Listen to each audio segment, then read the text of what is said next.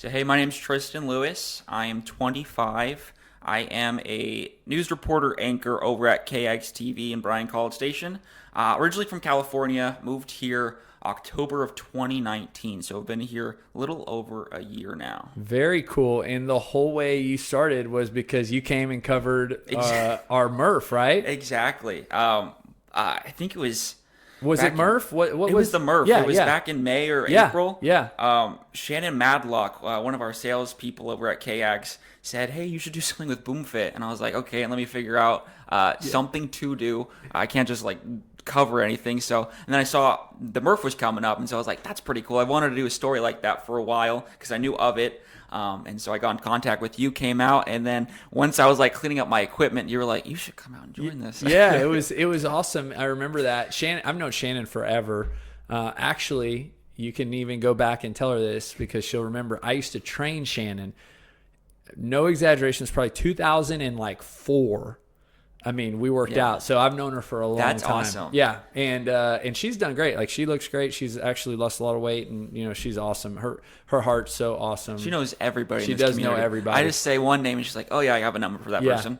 No, so what did you know about CrossFit before coming over here? So I had been to a CrossFit workout before. It was a tough one. I was like back in January. Before that, I knew that I would enjoy it because I like just kind of going hard. I don't really like just to like dilly-dally when I'm working out. I like to do stuff. And I knew that's what it was for the most part. But I was always too like, I don't know if I was nervous or I just didn't know how much commitment it was going to be. So I never really just dove into it. And then when the pandemic started, gyms were closing down. And I was mostly just doing at-home workouts, running around town for my working out. And once gyms started opening up again, I was still pretty nervous about going to the big open gyms. Yeah. So I was still doing my little at-home workouts. And then it really was like, I want to say it's like fate, just to bring it together to cover this. And you telling me, you should really sign up for this. Yeah. And I'm like, we opened May 18th. And that's when gyms were allowed to open. Yeah. And this was like a week later. Yes. So give me background. Like, what did you do for fitness prior to you starting here? Yeah. Like, give me as far back as you can remember. Yeah. So growing up, my brothers and sister and I, we were pretty active growing up. Parents always made us do a sport every single year in school and stuff like that. So my sport was swimming. So I grew up, went to high school, did all that stuff, competed on a club team and everything like that. Probably after I graduated high school, kind of fell off the wagon. I was still thinking like, because I don't know if you know swimmers, they literally eat whatever they want. And so I was like, well, I can do that still. No, you can't. Yeah. And so I joined a gym. Started after classes every single day. I would go work out a little bit. It was mostly just by myself. So it was like I would go work out for an hour and a half or so. It was all right. I didn't really see progress that I liked, and it was just, I was intimidated by going to the gym still. There's all these big guys. I'm a small guy myself, and I didn't really know too much about weightlifting and all that stuff. So how would you come up with your workouts? I would have like apps and stuff like that. Okay. I would look online for workouts and stuff like that. And then... So no real set plan? Not really. It was just kind of like what's open. Yeah. you know? Yeah. And then I would say my junior year of college... I don't know. I remember one night, it was like a Friday night, and I was just bored. And so I went for a run, and I ran like 4 miles that night. And then the next day, I ran another 4 miles. And then I would build on that, and eventually fell in love with running. I would run like literally every single day. My goal was to run at least 25 miles a week. And so I did that pretty much throughout the rest of college. What year was that? That was like 2017. And so what, trying to think back to that first 4 mile run, like what was it that made you want to do it again? It was just something to do. It felt good. I felt good after doing that. It felt like I was doing something productive with my time. And then once I was doing it more and more, my family would just start asking me questions like, "Oh, do you enjoy running?" And I was like, "I guess I do. I really like putting music in, just getting kind of like lost in my workout a little bit." And I'm like somebody that likes to explore town a little bit. So just running around town, kind of going through neighborhoods, going through this like dirt road and stuff like that. It was fun to me. It was like an adventure to me. Yeah. What town were you living at the time? That was back in California, Clovis, Okay. California. And I think, and they call it, I mean, there's a word, they call it runner's high, and there is, I really think there's a point where you get to running that it just becomes kind of like it's no longer a workout, right? It is a workout. It's always a workout because you're always expending energy, but it doesn't feel exhausting. Oh, no. It almost feels life-giving. And it sounds like you were kind of at that point. Exactly. I would run it would not be unusual for me to run 8 miles during a quick run or something like that. And I would tell my friends, and they're like, "You're crazy." I would go run to my friend's house to go hang out with them, and they're like, "Why are you here sweating? Drive your car." And I'm like, "It was just a quick little run, Yeah, yeah. And I remember my college professors would even see me running around town. They're like, "Oh, look, there's the runner kid again." Yeah. It was fun. And so did that change your body composition? I leaned out a lot. Because I was doing some weightlifting. I was living with my parents, and they had weights at their house and everything. But it wasn't more than 25 pounds. So really doing a lot of weight stuff like that really didn't help me too much. How did you come up with the 25-mile per week goal? It was something in my head. I don't know. I thought if I can do just 5 miles a day, at least 6 days a week, I thought that was a pretty good goal for me. Because I was starting to do little 5Ks. I was trying to run half marathons and stuff like that. And so I thought it was a good way to just build up to stuff like that. And did you track your 5-mile or your 25-mile weekly goal? Mm-hmm. Yeah, I would, because I had one of those apps, and so it would always tell me at the end of the week how much I ran. And for the most part, it was always 25 or even more than 25 for the most part. And that's just a cool way of even pulling out of what you're saying, the power of a goal, as opposed to just saying, I'm going to be a runner. I'm going to go out and run, 4 miles one day, 8 miles.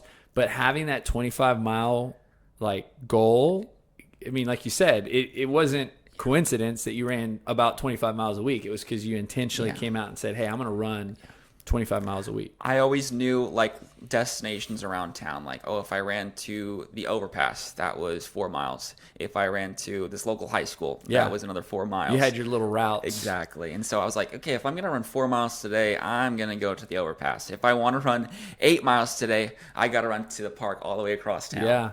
And so that evolved into, you said, a little at-home workout, but where did that take you? So once I was graduated from college, I was still running around. I didn't get a job after college until that September, October. And so I was still doing my little at-home workouts, stuff like that. And then finally I moved to Idaho Falls, Idaho. And if you've ever been to Idaho or Idaho Falls, there's not a lot of sidewalk around there. It's not very runner friendly and stuff like that. And it snows. So if you want to slip while running, go to Idaho Falls. But so I quickly joined a gym there, and it was Apple Athletic Club, and one of the best gyms I've ever been to. It was so spacious. There were so many friendly people. There were so many friendly just coaches and personal trainers over there. Actually, so me and some of my work buddies, we started taking up boxing quickly, maybe within the first month that I joined that gym. And that kind of got me introduced to more weightlifting and what to do while I'm with the weights. And it made me not as self-conscious over there. And I would spend a lot of my time. I would tell people I'm either at home, at work, or at Apple Athletic Club. Apple, any connection to Apple? No. Okay. It was, I have no idea why. Was it like a YMCA type gym, or was it more of a... It was more of a club gym. I don't know what you would call a Lifetime? Yeah, Fitness? something like that. Okay, bigger gym, a lot of members. It was 2 stories. There was 2 pools. There was giant basketball. There was a lot of stuff to do there. Okay, and then here's another question I have. So you became a news anchor in Idaho? Yeah, that was my first reporting gig. What made you want to go into that career? I would always, in the morning, getting ready for school, my mom would always have the morning show on, and I would always watch the reporters go out their little live shots. I'd always watch the news anchor have so much fun, and I was like, that's so cool. And I'd always had that in my mind, that's such a sweet gig. They're just meeting people, they're going to all these events. That's so fun. And then it wasn't until my senior year of high school that when I was applying for colleges, picking majors, I saw that broadcast journalism was a major. And I was like, broadcast journalism? I thought you just had to be like, it was like being in the movies or something like that. I didn't know you could like go to school for this. So I was like, that sounds cool. And started my first semester in college, learned all about media, TV, film, all this stuff. And it was so interesting to me. And then once I got more into my major, I started interning at news stations. I even worked for a TV station my last semester of college. Woke up at 4 a.m. Monday through Friday, did little traffic producing for them. So I'd always call the California Highway Patrol and be like, hey, what's blocked off? Is there any accidents on the road? I do that from 4 to 9 a.m. and then I go to school for the rest of the day. But even though it was early and some days it was like, okay, I don't want to wake up right now. It was fun. Like I was a passion. I was in the newsroom. I was meeting people. I met reporters and anchors, and they were just telling me how exciting this thing was. They took me out on stories. It was just fun to me, and so Wow. I still feel that to this day. It's something new every single day. I'm meeting people all the time. Yeah. I'm telling so cool stories. Like storytelling is a big passion of mine, and I love being able to just showcase people's personalities. I think that's something I'm really good at. I have these connections with people and they tell me something and I'm like, that's a great soundbite. I think this is going to make a really great story. And yeah.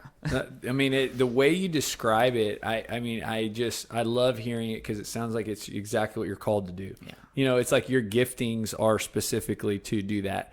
So in Idaho, that was just where the only opportunity came? Because it sounds like you were in California, so it's like to go to Idaho, how did that process get you there? Since I knew that I wanted to take the summer off before getting a job, and so I didn't really apply to anywhere after college right away. Actually, the goal was to move to LA and get into entertainment journalism and do like Entertainment Tonight, E-News and stuff like that. I actually had an interview with TMZ, and I had a couple of things, but they were like, yeah, we'll go to our third interview once you move to LA. And so I started looking around at apartments, and LA is really expensive, like $1,400 just for a room.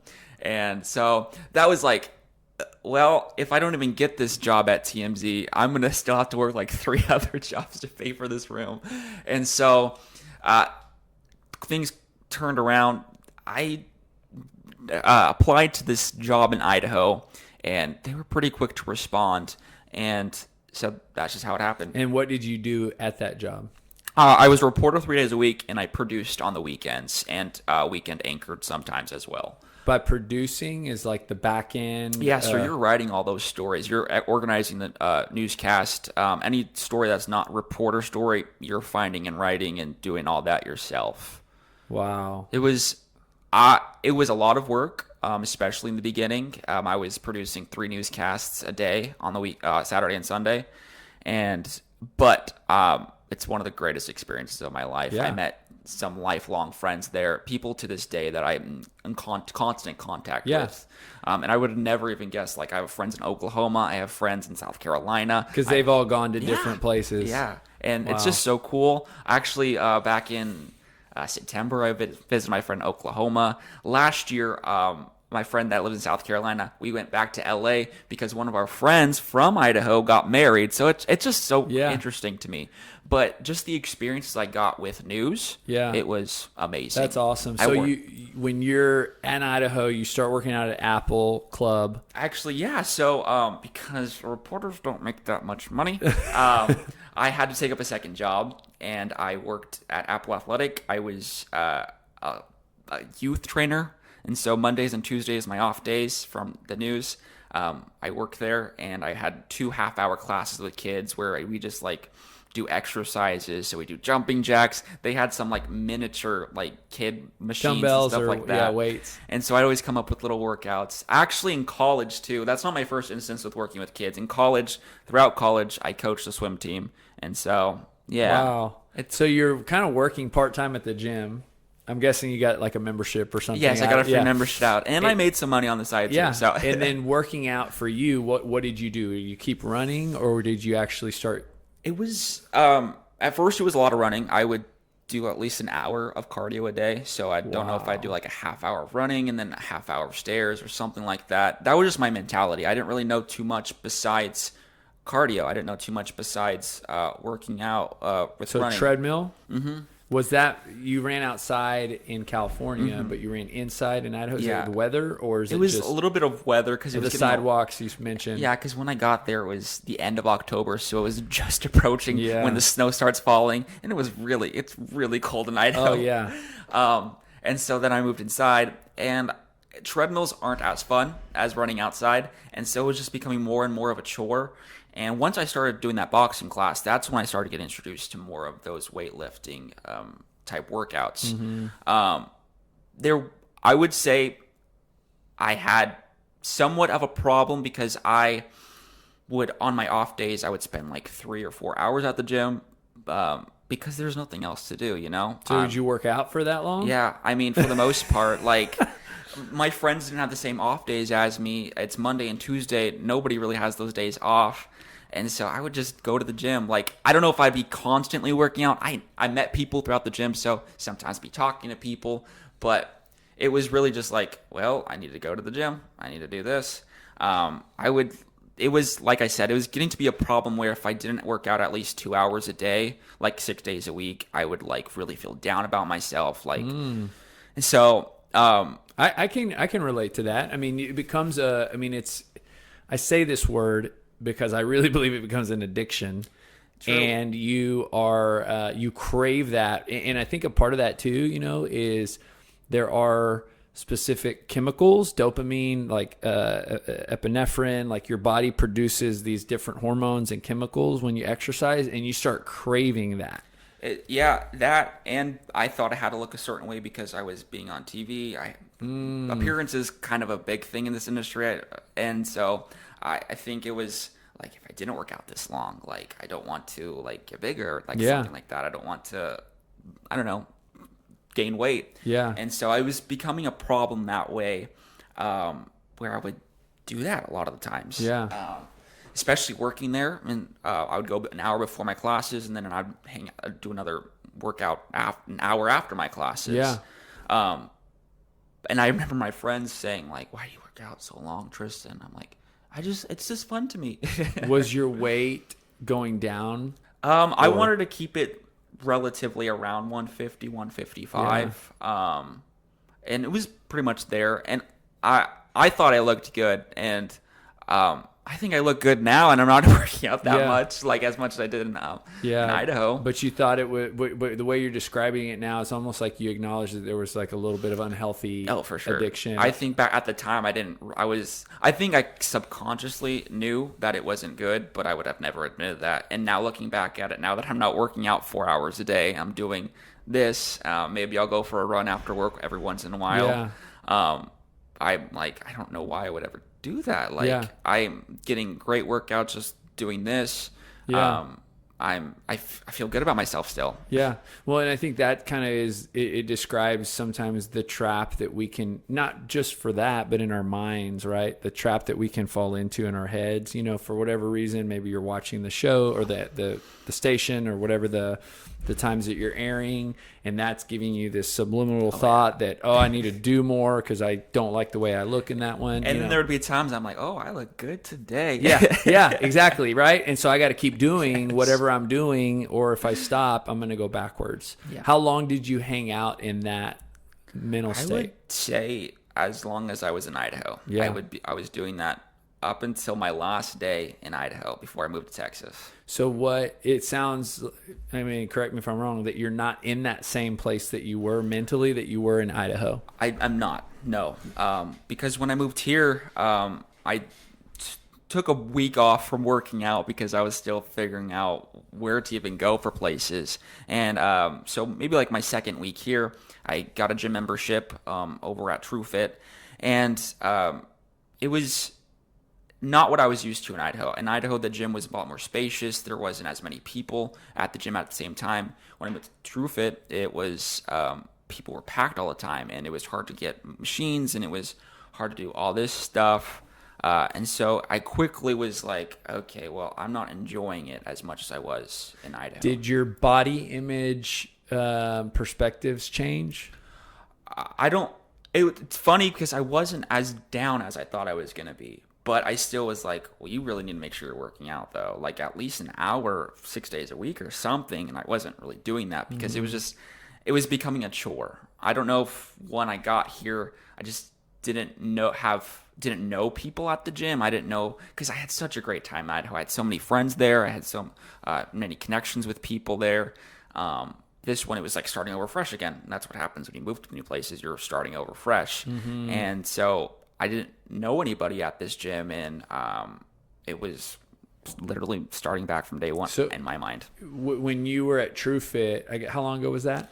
That was back in November of 2019, and I still have a membership there. I don't go as often, but what did you? So in that, when you started going again, did you start running? Did you just? I was running, but it was about 2-3 miles I would do on the treadmill, and I'd try to go find weights, but it was just they were always constantly in use by somebody else, and so my goal to work out for like an hour and a half, 2 hours, went to 45 minutes, stuff like that. And did it? I mean, it's kind of a drastic change from 3 to 4 hours, or just like so much volume to so little.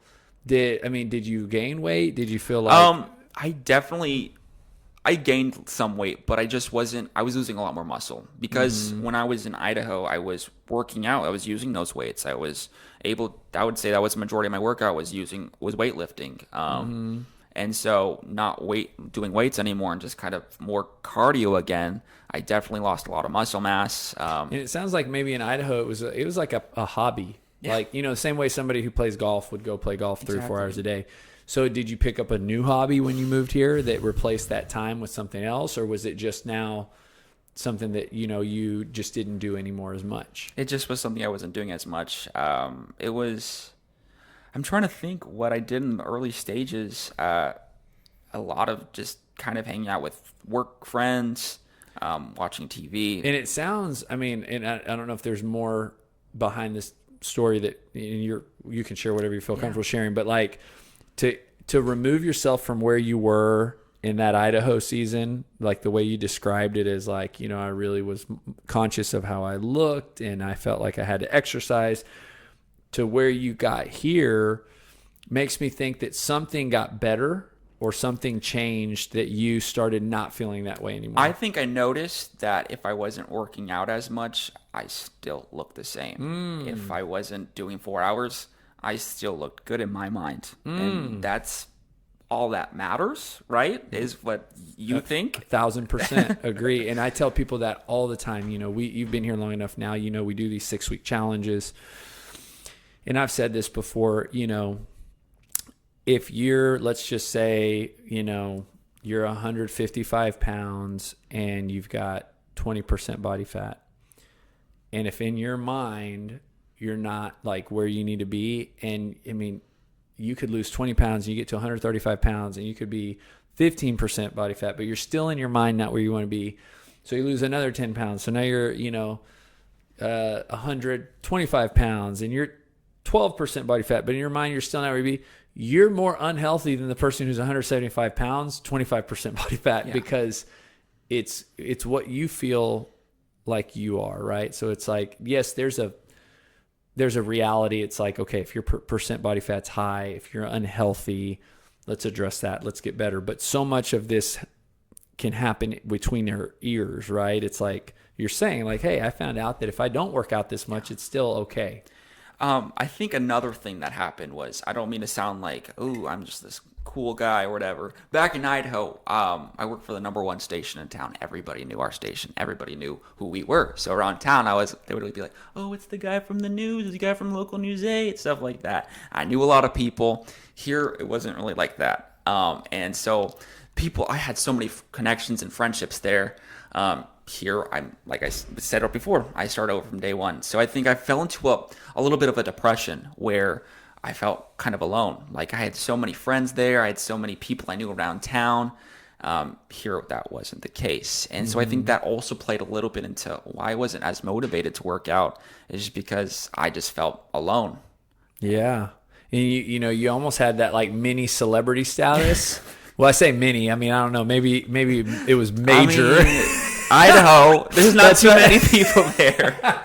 But at the same time, you almost know why some of these really famous people kind of can experience that downward spiral, right, of body image, distortion, and and then you come here and it makes total sense. Like you go, it's like the transition sometimes for people from high school to college. Oh, for sure. Like you're the king on campus, and then you go to being like the one of 45,000. King of Idaho. Yeah.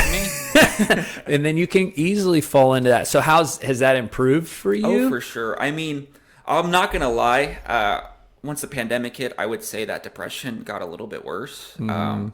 Because all of the people I was making friendships with, I had to stop seeing them, and so I was mostly just like stuck to my apartment, and I would just go to work and go back home to my apartment, and I would do some unhealthy things. I'm definitely gonna admit that, but I think really the highlight of my 2020 was joining College Station CrossFit. It helped me become social again, even though I might not be the most talkative at class. That's just mostly because I'm focusing on the workout. But it was another social outlet. I met people. It made me fall back in love with fitness and stuff like that.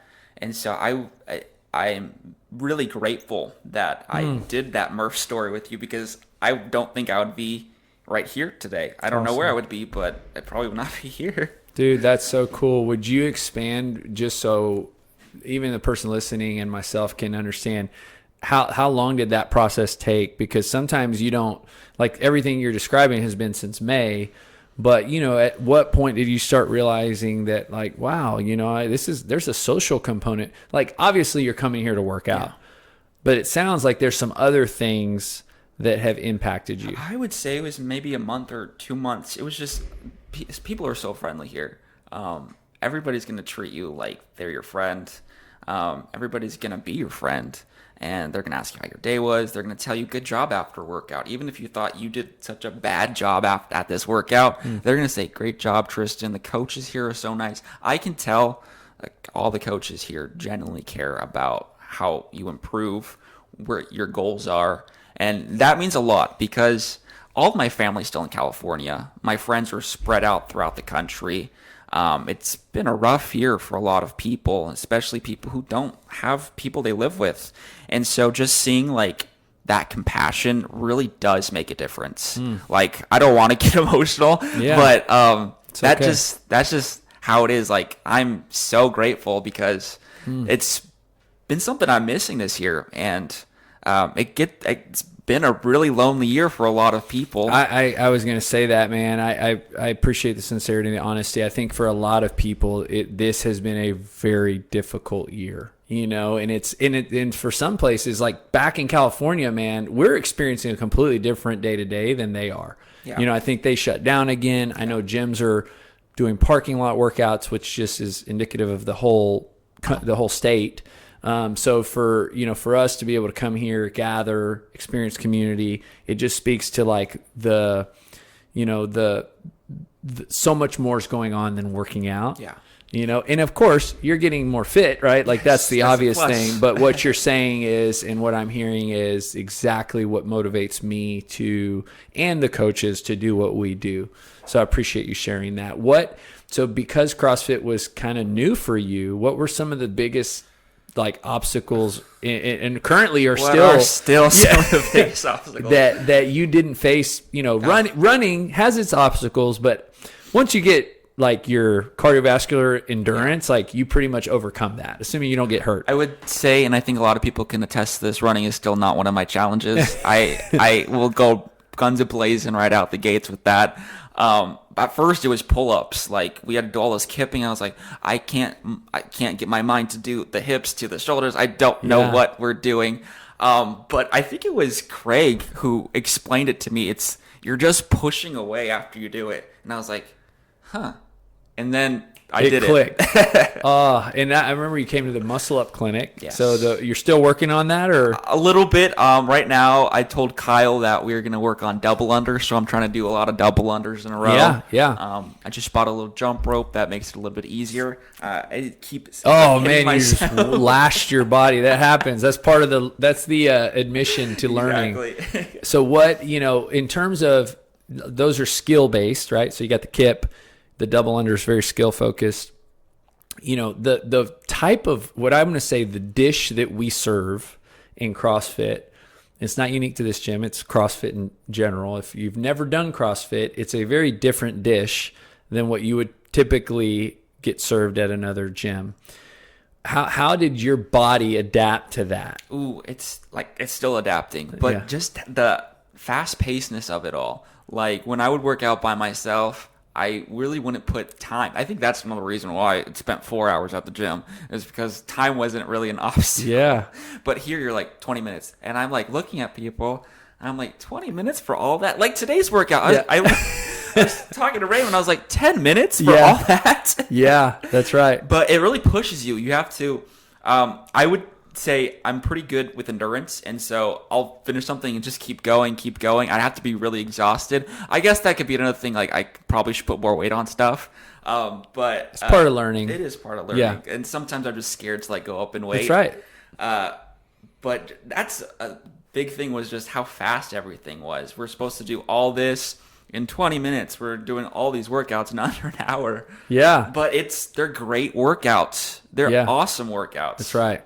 No, and I love, I guess for me, one of my favorite things about CrossFit is, if we can do like I said, a 10-minute effort, and it's like way, not more effective, or I don't want to say less effective, but it's just as potent as a 45-minute run in a different way, and the way it mixes and matches these different time domains and movements, like rowing compared to running, compared to deadlifting, to kettlebell swinging, to pull-ups. Like, it's just like the list goes on, and it keeps it so creative. And exactly. Every day's different. That's what I love about this. That's why I got into news, is because every day's different. And now look at me in CrossFit. That's right. Every day's different. So here's one other question. What got you to College Station from Idaho? Because if you had pretty much sounds like the dream job. I mean, it's Idaho Falls, Idaho. I mean, I love Idaho Falls, Idaho. Anybody who's listening out there, but my best friend's there. I love Idaho Falls, Idaho. I don't even remember applying to this job.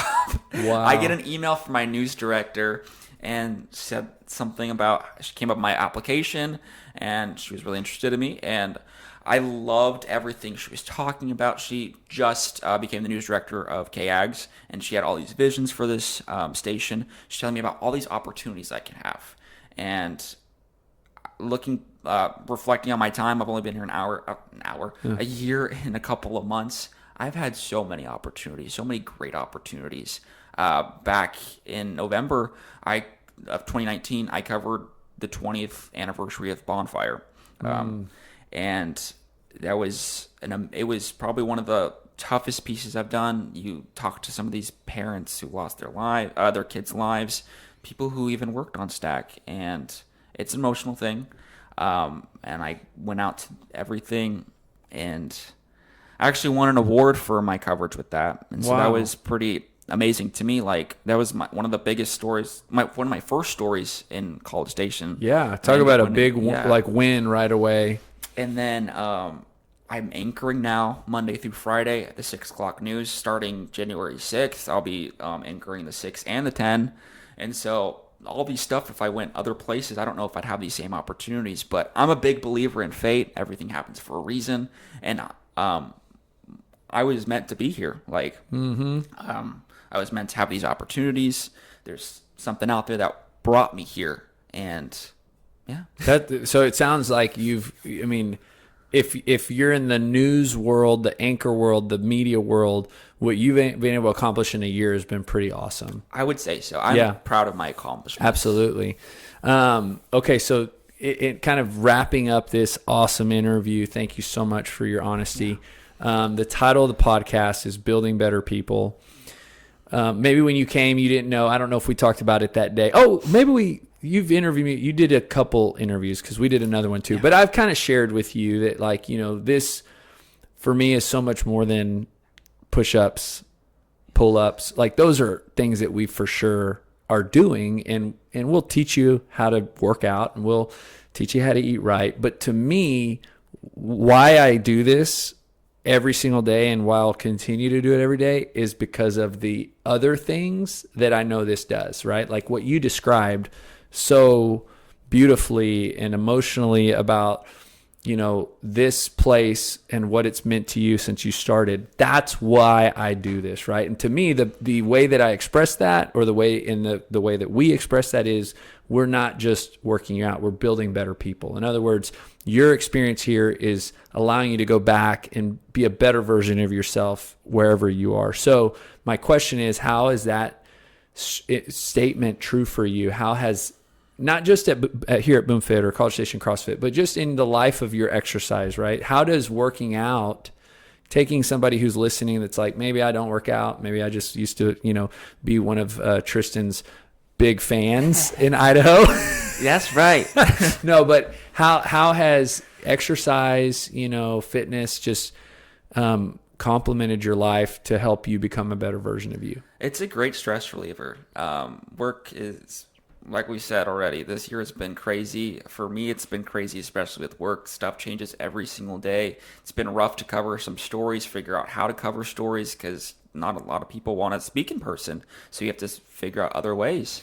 But working out was a constant. At least I can do that, and at least I can take my mind off of what else is going on around me for at least an hour a day. And again, it goes back to meeting people, especially in the CrossFit community. Everybody wants to see you succeed. I've been to different gyms, and I think that's true throughout a lot of CrossFit gyms. Is it's a family everywhere you go. People everywhere in the CrossFit community want to see you succeed. They want to see you master those techniques. They want to ask you about your day because they genuinely care. You're their friend. These are people you see every day, like you said. And I think that's made me a better person because, or it influences my life every day because I get to look forward to stuff like this. This is at least well, for the time being, but this is a constant that I can always rely on. I'll always have working out. I'll always have the same faces at College Station CrossFit to talk to and ask them about their day, see how they're doing, make jokes with them, all that.